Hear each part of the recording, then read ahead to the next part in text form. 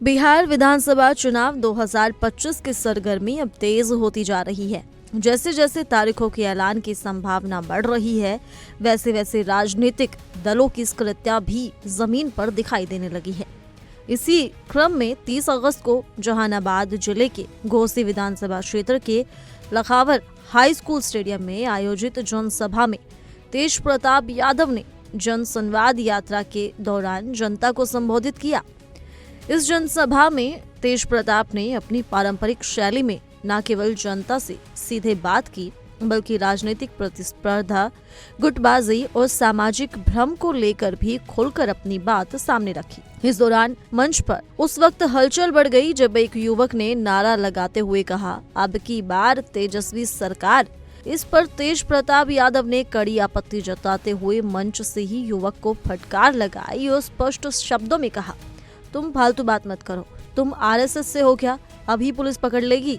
सरकार किसी एक व्यक्ति की नहीं होती, जनता की होती है। जो घमंड करता है वो जल्दी करता है।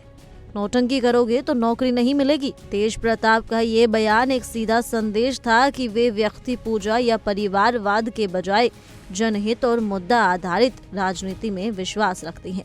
अपने संबोधन में तेज प्रताप यादव ने राजनीतिक षड्यंत्र का भी मुद्दा उठाया। उन्होंने आरोप लगाया कि कुछ संगठन और खासकर आरएसएस जैसे तत्व उनकी टीम को तोड़ने की कोशिश रच रहे हैं।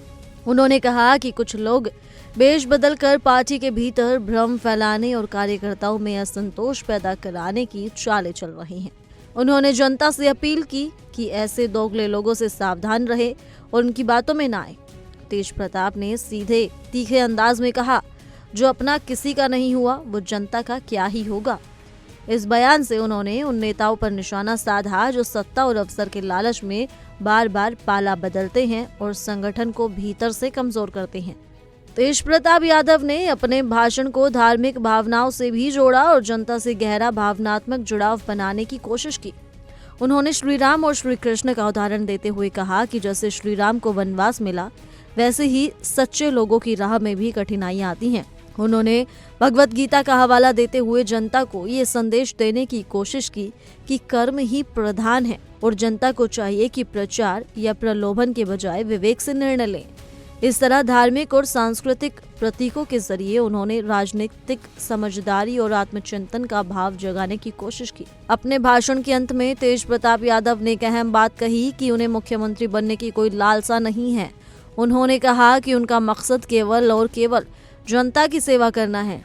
वे उन नेताओं में से नहीं हैं जो चुनावी मंचों से भाषण देकर गायब हो जाएं, बल्कि वे हर समय आम लोगों के बीच जाकर उनकी समस्याओं को सुनने और समाधान देने के लिए तैयार रहते हैं। इस पूरी सभा और उनके बयानों से ये साफ झलकता है कि तेज प्रताप यादव इस बार केवल एक परंपरागत नेता के रूप में नहीं, बल्कि एक सजग, गंभीर और नीतिगत सोच रखने वाले राजनेता के तौर पर सामने आना चाह रहे हैं।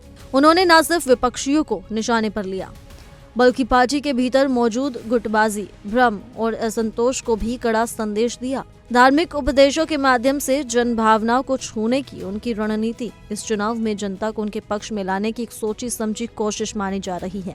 अब देखना ये दिलचस्प होगा कि तेज प्रताप की ये बदलती रणनीति और मुखर नेतृत्व आने वाले चुनाव में उन्हें और उनकी पार्टी को कितना लाभ दिला पाते हैं। अभी के लिए सिर्फ इतना ही। ज्यादा जानकारी के लिए जुड़े रहिए इंडिया डेली के डिजिटल प्लेटफॉर्म के साथ।